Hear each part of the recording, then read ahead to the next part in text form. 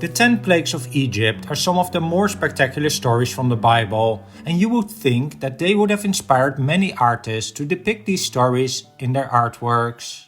Here's for example the 7th plague as captured by John Martin in 1823. It shows Moses and his older brother Aaron on the left, with Moses raising his staff, which will trigger a very bad hailstorm, one that Egypt had never experienced before, with thunder and lightning. It's a very impressive painting in my opinion, and you would think that these 10 plagues would have inspired many artists, but nothing could be further from the truth. Yes, some plagues like the hailstorm have received more attention than others, but the plagues of the flies that covered Egypt have inspired almost no one over the last centuries. In this video I will discuss the 10 plagues of Egypt, but just for a little bit of context, it all started when the Israelites were working as slaves for the Egyptians, and a man named Moses was chosen by God to end this miserable period and bring the Israelites to the land that was promised to them. Just before the plagues, Moses and Aaron asked the Pharaoh if all the Israelites could leave for a few days to worship God. And to show the power of God, the staff of Aaron turned into a serpent in front of the Pharaoh. However, he is not overly impressed, as his own magicians are able to do the same. But the snake of Aaron proceeds to eat all those other snakes, and after that the 10 plagues will start.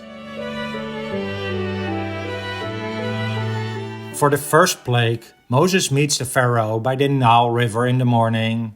He told Aaron to raise his walking stick that had earlier turned into a snake and to touch the water, which you can see in this painting from 1631 by Bartholomeus Breenberg. As soon as he did that, the water in the Nile River turned into blood. The fish in the river died and it began to stink horribly. Aaron also put his stick over all other places where water was stored, turning it all into blood. When the Pharaoh asked his magicians to do the same, they were able to replicate this plague, and so he was not impressed yet with Moses and Aaron. The blood stayed for a full week until it turned back into water. The second plague would fill the Nile River with frogs, and the frogs would enter the houses of the Egyptians, their rooms and their beds, in their water jars, ovens, just frogs everywhere. This engraving shows the frogs all over the floor, climbing on the dinner table. The reason that I show you this engraving and some others of this plague is that I couldn't find a single painting of high enough resolution that captures this plague. And so for some of the plagues that follow, you will see more engravings or biblical illustrations, as these plagues were apparently not interesting enough for a proper panel painting or fresco.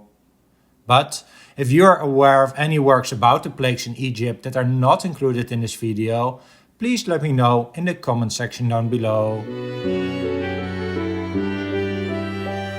The third plague is the first one that the magicians of the Pharaoh could not replicate. When Aaron used his stick to touch the dust on the ground, all dust turned into lice, affecting both animals and people, although some translations use the word gnats instead of lice. It was the first time that the magicians had to tell the Pharaoh that this may have been the work of an Israelite god.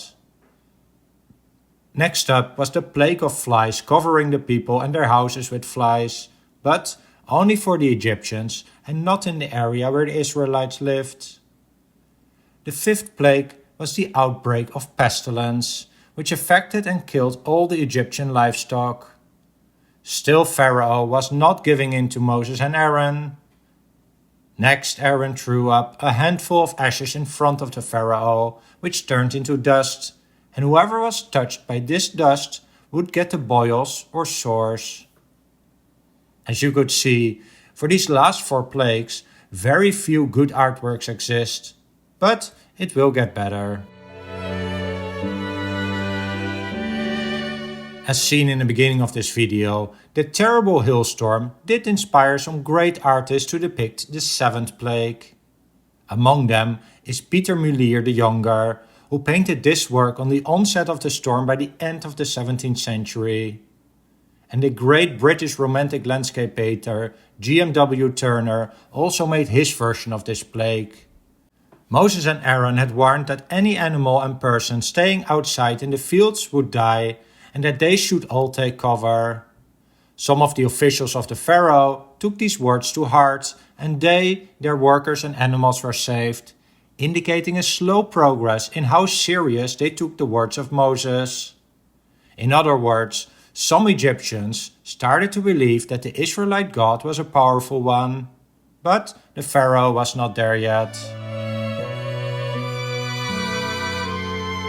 Plague number 8, described in the 10th chapter of the book of Exodus, is another one that has received little attention from artists. One of the main reasons for this is that until the 19th century, many paintings were commissioned by the churches or rich guys, and they were not very interested in having these terrible plagues decorate their walls. The 8th plague covers the land of the Egyptians with locusts, a specific type of grasshopper. Whereas the hailstorm of the previous plague had damaged all the crops, the locusts would eat any remaining food and leaves. With the continuation of the plagues, the Pharaoh was slowly realizing that he should let the Israelites go. But after each plague was over, God made the Pharaoh stubborn again, and that leads to the 9th plague, 3 days of complete darkness for the Egyptians, but not the Israelites.